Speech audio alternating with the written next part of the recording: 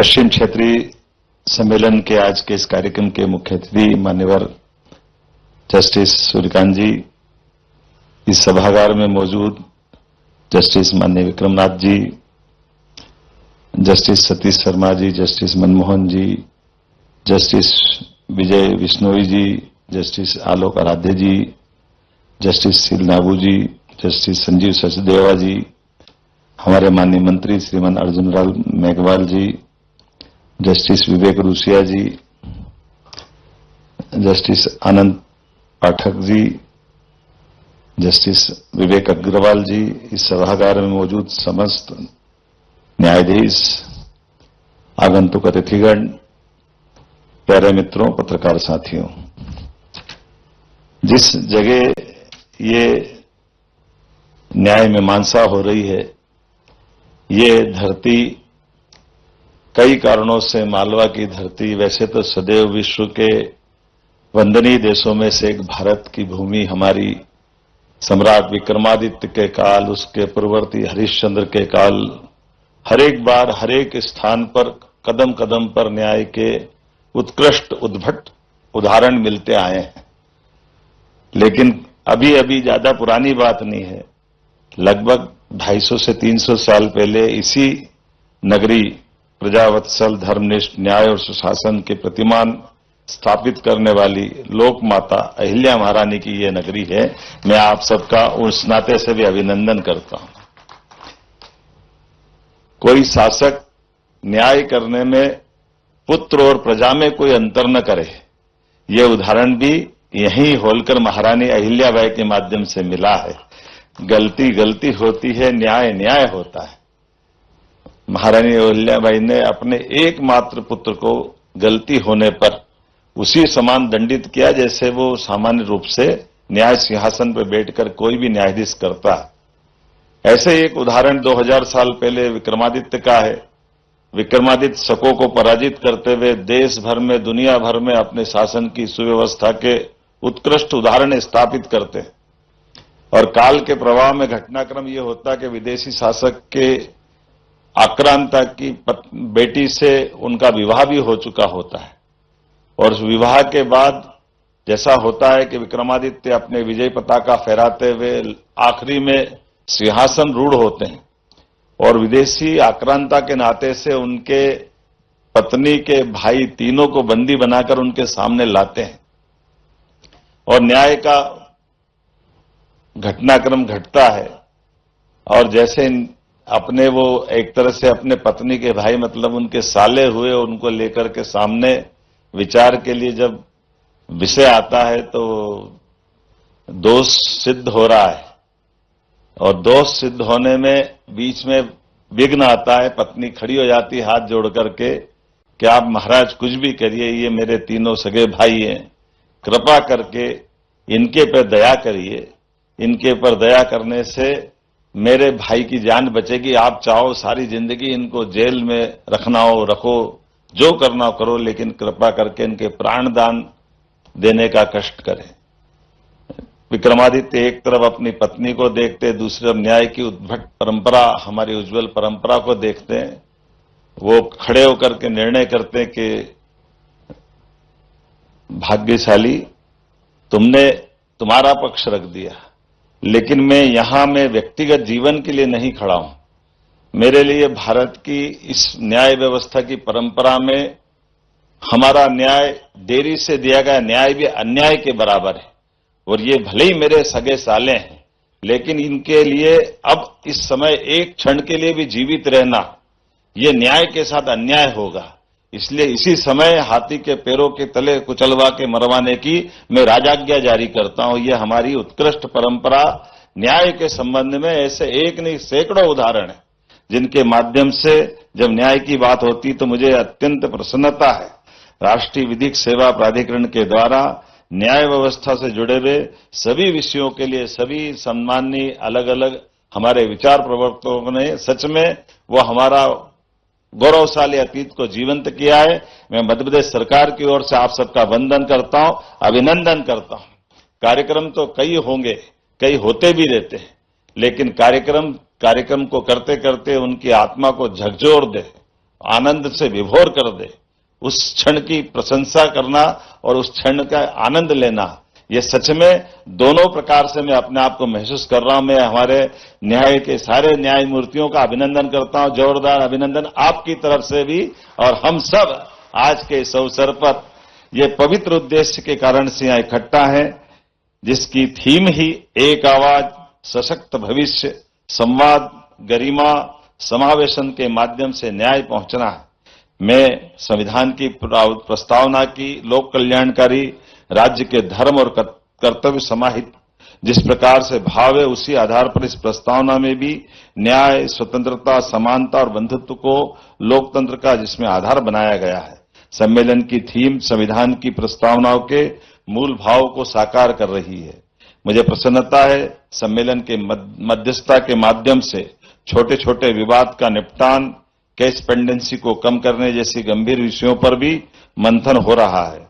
और वैसे तो हमारी परंपरा वास्तव में न्याय की परंपरा पंच परमेश्वर की अवधारणा रही है, जिन्होंने कभी समझाकर, कभी संवाद से, कभी समझौतों से विवादों को सहजता से सुलझाया है। गीता का ज्ञान भगवान कृष्ण के उस महाभारत के उस दृष्टांत के साथ भी आता है कि उन्होंने 5 गांवों से भी समाधान का मार्ग खोजने का प्रयास किया, उससे वो भीषण समर टल सकता था। हमारे संविधान में हजारों वर्ष की भारतीय न्याय परंपरा आधुनिक लोकतांत्रिक मूल्यों का उत्कृष्ट संगम है। यह देश का न्याय विधान है। न्याय के मंदिर हमारे न्यायालय हैं। भारतीय अदालतों को न्याय के मंदिर में लोग श्रद्धा से न्याय मिलने के मंदिर के नाते से देखते हैं। नागरिक न्याय मिलने के भरोसे से न्यायालय की चौखट पर कदम रखते हैं। मैं आज के इस अवसर पर पुनः इस विचार विमर्श के साथ हमारी सरकार के द्वारा भी कई प्रकार के कामों के साथ हमारी इस व्यवस्था में मदद करने के लिए कदम से कदम मिलाकर के जुडिशरी की भावना के अनुसार सरकार अपने सारे संसाधनों के साथ सदैव प्रतिबद्ध है। और चूंकि यशस्वी प्रधानमंत्री के नेतृत्व में हमारे देखते देखते कितने प्रकार से बदलाव हो रहे हैं, मुझे इस बात की प्रसन्नता भी है कि हमारा वो अंग्रेजों के समय का न्याय बदलने का भी यही स्वर्णिम समय चल रहा है, जिसके कारण से नए प्रकार से तीनों प्रकार के बदलाव के दौर से सहजता के साथ पूरा समाज बदला है।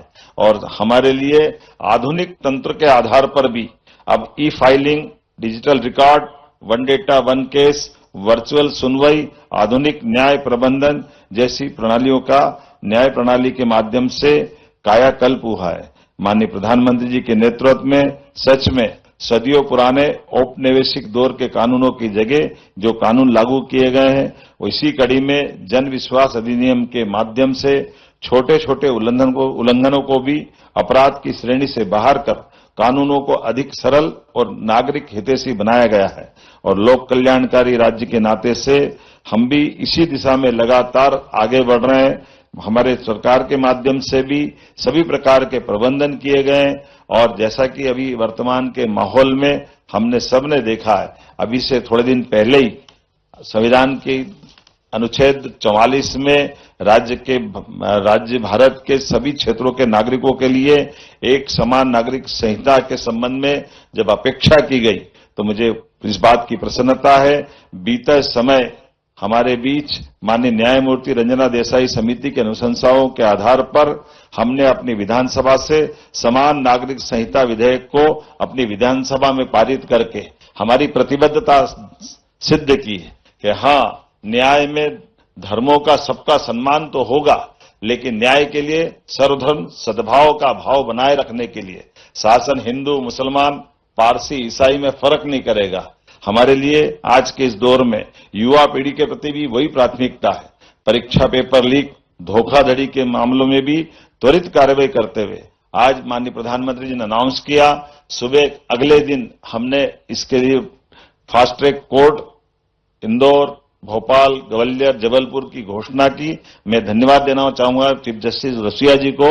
शाम को आपने अपॉइंटमेंट भी किया और एक दिन के 24 घंटे के अंदर ये चारों फास्ट ट्रैक कोर्ट का गठन होकर के हमने हमारी कार्यप्रणाली जनता के सामने लाने का प्रयास किया है। मैं साइबर सुरक्षा, राष्ट्रीय स्वचालित फिंगरप्रिंट प्रणाली, E0 FIR स्मार्ट पुलिसिंग के माध्यम से आज प्रदेश की पुलिसिंग खास करके वर्तमान के दौर की दृष्टि से बेहद सक्षम हो रही है। एक बार फिर मैं justice for children fellowship programme के शुभारंभ और न्याय के स्वर के विमोचन के लिए भी कितनी सुंदर कल्पना की गई है। हमने दीप प्रज्वलन तो सब होते देखा है, लेकिन कोपलों के साथ फूटते नए वृक्ष के साथ हमारी सभी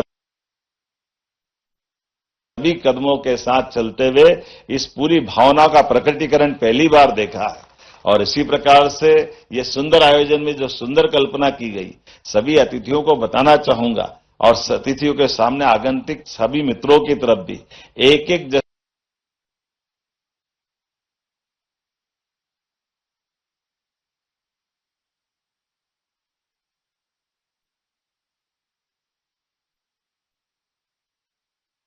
दिव्यांग भाई बहनों के स्कूल से लाकर के उनके माध्यम से न केवल सम्मान कराया गया, बल्कि एक सुंदर कार्ड के माध्यम से उनका स्वयं का चित्र भी दे करके उसमें अपना प्यार का जो स्नेह दिखाया है। सच में मैं ये कल्पनाशीलता के लिए भी बधाई देना चाहूंगा एक बार फिर इस पूरे आयोजन के लिए। और इस अवसर पर हमारे राज्य के बाहर से आए सभी अतिथियों का मैं पुनः वंदन करता हूं, अभिनंदन करता हूं, बधाई देता हूं पूरे आयोजन के लिए। बहुत बहुत धन्यवाद। भारत माता की जय। माननीय मुख्यमंत्री जी, आपके प्रेरणादायी उद्बोधन के लिए हार्दिक धन्यवाद। आपके विचार न्याय को समाज के अंतिम व्यक्ति तक पहुंचाने के लिए हमें नई ऊर्जा और प्रेरणा प्रदान करेंगे। We now arrive at the most significant moment of this inaugural session. The legal services movement in India is founded upon the constitutional promise that justice shall not be denied to any citizen by reason of economic or other disability. It is under the visionary leadership and guidance of Honorable Mr. Justice Suryakant, Honorable Chief Justice of India and Patron-in-Chief NALSA that this promise continues to find renewed strength and deeper meaning. May I most respectfully request Honorable the Chief Justice of India to kindly deliver the keynote address.